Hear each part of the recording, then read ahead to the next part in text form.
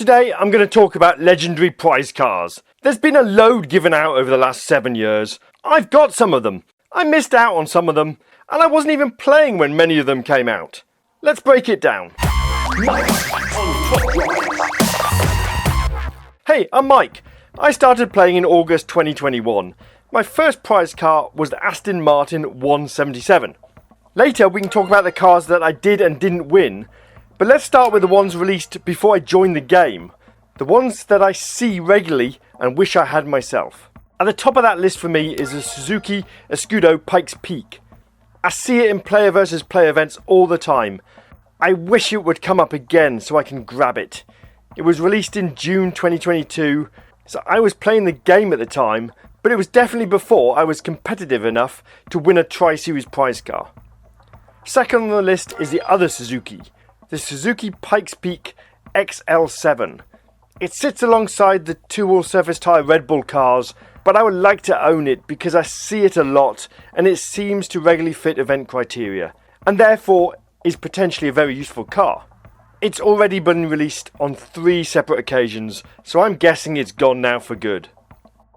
The Volkswagen IDR Pikes Peak is another car with serious stats. It was released in the Tri-Series in September 2021.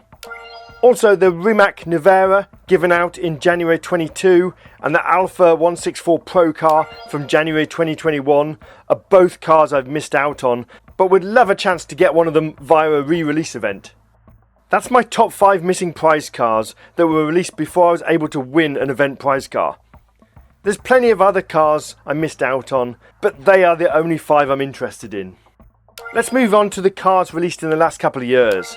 My first prize car, as I said, was the Aston Martin 177.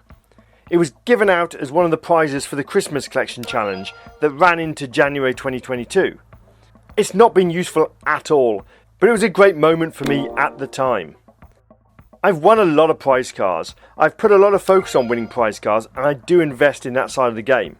I have 76 prize cars in my garage, legendary prize cars that is.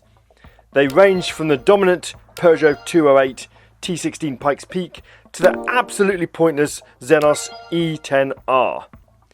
The Xenos is a weird one. It's very light and has some reasonable stats. Considering the epic and ultra rare Xenoses are good, it was disappointing that the prize car legendary wasn't better, or even just useful. I won it in December 2022 from the last round in the Interstellar Challenge. It has only been used 7 times. Going up the list, let's pull out my favourite useful prize cars. We'll need to jump quite a few RQ to the Australian Ford Falcon V8 supercar at RQ88. Since winning it from the Cutting Edge Challenges in September 2023, I've put 1 fuse in the weight, and that has made it crazy useful. It's a great long distance drag car when the big American dragsters aren't allowed in the event. Another big RQ jump takes us to the RQ93 Peugeot 205 off-road rally car. It was the final prize in the 5th anniversary challenges that ran a few months late in November and December of 2022. This is a great car and I get a ton of use out of it. Again, it wins a lot because I've upgraded it. It's currently sitting at 222. At RQ95 is my Ariel Atom V8, which is upgraded 123. This is a very light car with awesome handling. It gets a lot of use.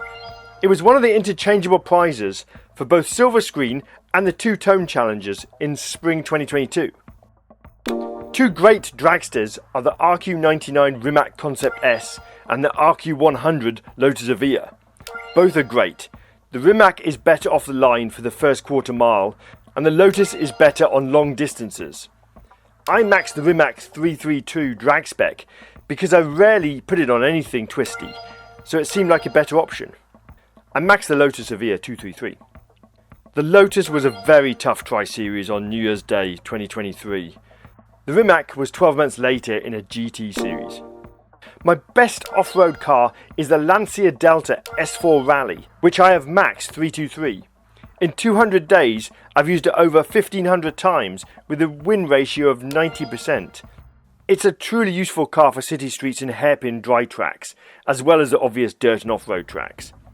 I picked it up on the second time round from a Tri-Series trial in October 2023. Still at RQ100 is a Mercedes C11. I've had this car Max 233 for a while now, and it's got a win ratio of 94% over 2,500 races. I love it. It's such a good car. It was the prize in a Tri-Series for the Learn the Savannah Way cars in February 23. No legendaries in the carpool due to the criteria, but I didn't struggle that much. I've certainly struggled a lot more for some of the prize cars. An equally useful legendary car is the diesel Audi R18 TDI, which I won in July 2023. I love this car too. It is slightly overshadowed by the newer RQ103 Audi 18, but since I don't have any upgrades in the new car, this one is still a powerhouse in my garage. The two all-surface tyre Red Bull cars I mentioned at the beginning turn up close to the top of my garage. They are both crazy handy and are often winning on dry tracks. The Audi is a city streets beast, and the Hyundai generally wins on the twistier tracks. The Audi came from the Tri-Series in September 23, and the Hyundai Genesis was a more recent GT series in January 2024. Last car in my prize car overview is the spectacular Peugeot 208 T16 Pikes Peak. It was the Tri-Series prize in September 2022, just after the World Expo update had been released.